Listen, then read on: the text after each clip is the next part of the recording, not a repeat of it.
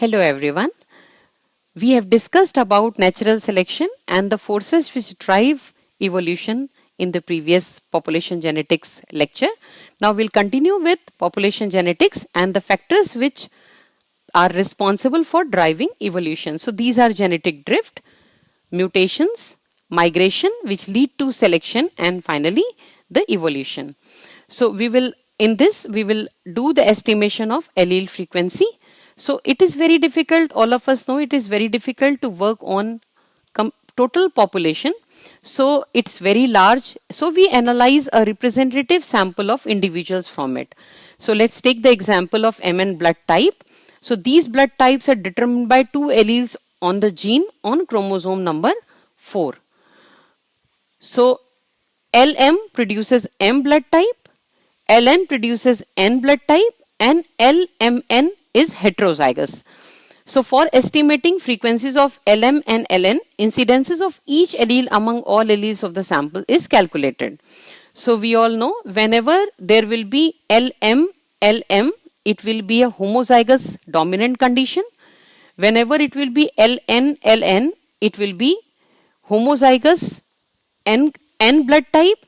LM, LN will lead to produce MN type of blood groups.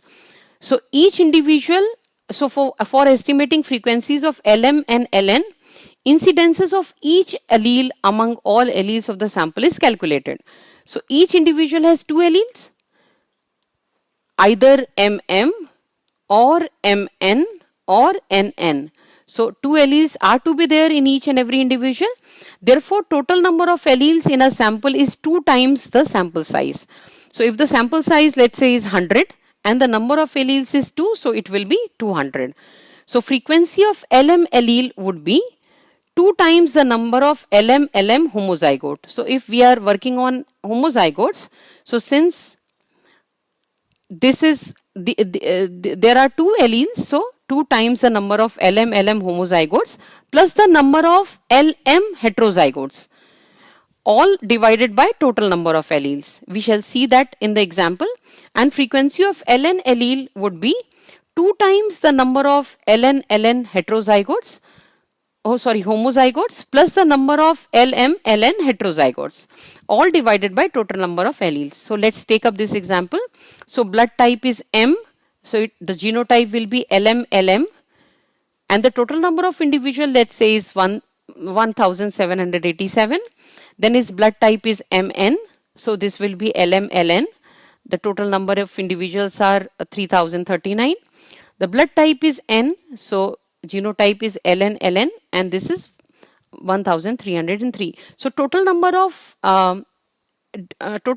alleles present, total number of individuals are 6129. So these are total number of individuals.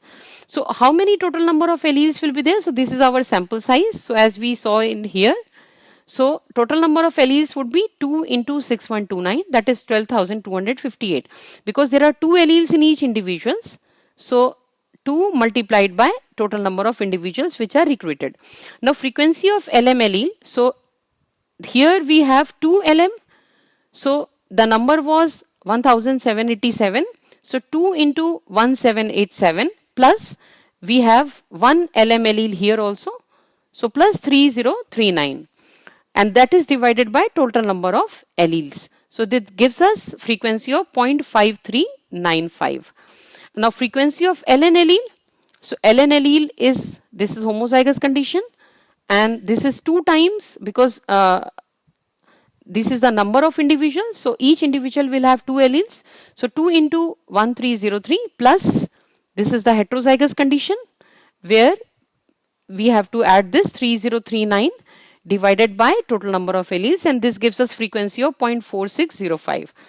So here let P represent LM and Q represent LN and PQ represent LMN. So P is LM, Q represents LN and PQ represents LMN. So we calculated that in the population P is equal to 0.5395 here and Q is equal to 0.4605. Furthermore, LM and LL represent 100% of alleles in this specific gene. So P plus Q is equal to 1. So relating genotypic frequencies to allele frequencies, the Hardy-Weinberg principle. We can use allele frequencies to predict frequencies of genotypes. That is, relating allele frequencies to genotypes were independently proposed by G.H. Hardy, a British mathematician, and by Wilhelm Weinberg, a German physician. In 1908, both Hardy and Weinberg published papers describing mathematical relationship between allele frequencies and genotypic frequencies. This relationship is now called as Hardy-Weinberg principle. Let A and A be the two segregating alleles. So A and A are two segregating alleles with frequency of A being P and frequency of A being Q. So let's say this is a dominant allele and let's say this is a recessive allele. Okay. If members of population mate randomly, the probability that an egg or sperm carries allele A is P and the probability that it carries A is Q. So probability of producing AA homozygote is P square because frequency of A is P. So it's P square. Probability of producing AA homozygote will be Q square. And probability of producing capital A small a heterozygote, capital A small a heterozygote would be if A combines with, if A egg, this is the dominant allele, if A egg combines with A sperm or a small a egg combines with a sperm is equal to PQ and both the conditions are equally likely. That means a capital A can combine with small a sperm or small a can combine with capital A sperm. So thus the probability of forming AA zygote would be 2PQ. So by expanding the binomial equation, P plus Q whole square is equal to P square plus 2PQ plus Q square is equal to 1. This is referred as Hardy-Weinberg genotypic frequencies. So assumptions of Hardy-Weinberg equilibrium are no selection, no mutation, no migration, no gene flow, random mating, large population, no genetic drift, no mutation, no migration. So these are all restrictions of Hardy-Weinberg equation. So Hardy-Weinberg equation law assumes that the population is sufficiently large, is randomly mating, no selection, no mutation, no immigration, no immigration. There are three rules which we have discussed, that is P plus Q is equal to 1, we just saw it, and P plus Q whole square is equal to 1 and P square plus 2PQ plus Q square is equal to 1 and that is equal to P plus Q whole square. So here we see there are few examples for applications of Hardy-Weinberg law. So here we see the phenotype is, let's take up the phenotype. Maybe we can take up the 45. So we have 45 of the recessive type. So we have YY, that is 45. So if we have this number and we have total number of individuals, we can simply calculate, we can do whole of the calculation. So YY is 45 and total number of YY is equal to 45 and total number of individuals are 500. So if we divide 45 with 500, it comes out to be 0.09. This is this one. Now this is the value of, this is a recessive allele. So this is P, let's say this is P, this is PQ and this is Q. So this, since this is 45 and 0.09, this we are talking about 2, they have to be 2 to come up to this condition because it is homozygous recessive. So Q square is equal to 0.09. So value of Q would be equal to under root 0.09, which is equal to 0.3. So here we see this is equal to 0.3. So Q is equal to 0.3. Now what will be the value of P? So P plus Q is equal to 1. So here we see P plus Q is equal to 1. So P is equal to 0.7. Okay. And what will be the value of 2PQ? It will be 2 into 0.7 into 0.3. So this will be equal to 0.42. So the frequency of allele P would be 0.7. Here we can see this is the double. The frequency of Q would be 0.3. This is the double because this is Q square. And the frequency of 2PQ would be 0.42. So here, because we are calculating the complete frequency, 2 into P into Q, so this is 0.42.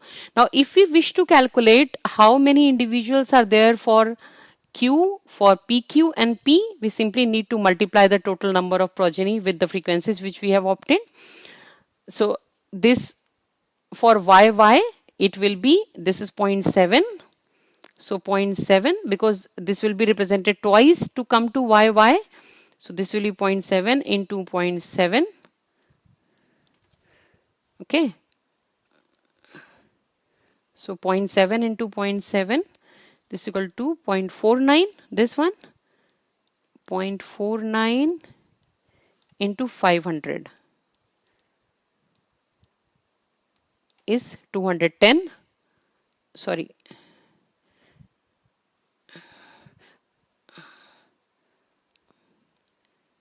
Okay. It will be 245. If you see 0.42 into 500, it would be 210. And this is 0.09, 0.3 into 0.3, this is 0.09 into 500 would be 45. So if you have value of total number of individuals and if you have value of any one recessive allele, so you can calculate P, PQ and Q simply by using three formulas which are P plus Q is equal to 1, P plus Q whole square is equal to 1, P square plus 2PQ plus Q square is equal to 1. So you can equate all three of them, and just remember that whenever you are working on individuals, you have two alleles. So whatever value, like here we have seen it's 45 individuals.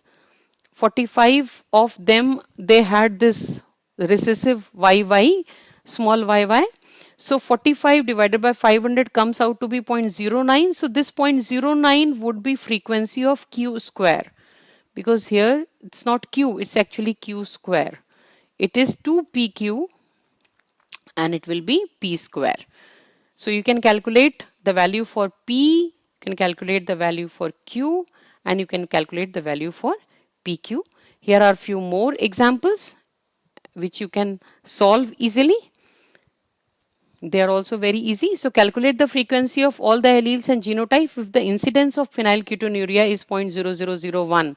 So phenylketonuria, all of us know, is a recessive condition. So it is giving us 0.0001 is the allele frequency. So allele can only occur in this form if it is Q square. So from here you calculate the value for Q, which is 0.01. That is, if you remove square, you need to put under root here. So this is 0.01. You can calculate the value for P. So P value will be P plus Q is equal to 1. It will be 0.99. And you can calculate the value for 2PQ, that will be heterozygote. That is 2 into multiplied by 0.99 for P, and it's a very bad handwriting, and for Q it is 0.01.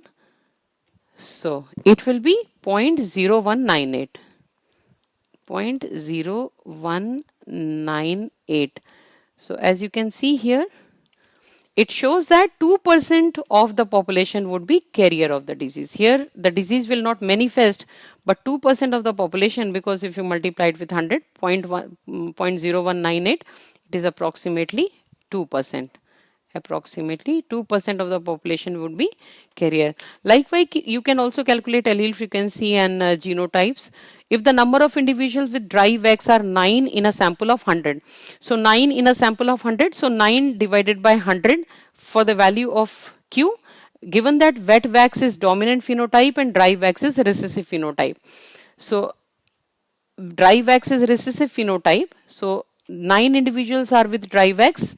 So 9 upon 100 comes out to be 0.09, which is the value for Q square. So with the value of Q square, you can calculate the value for Q, and finally you can calculate P and 2PQ, and also come up with the number of individuals who are with wet wax, who are heterozygous, and who are homozygous. Again, you can apply the same concepts here. So this example is solved here, as you can see. So this is a solved example. Here this is dominant trait, this is heterozygous, and this is a recessive trait.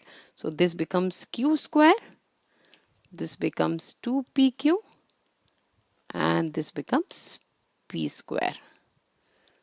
So these are the selected references which you can follow up. Thank you so much.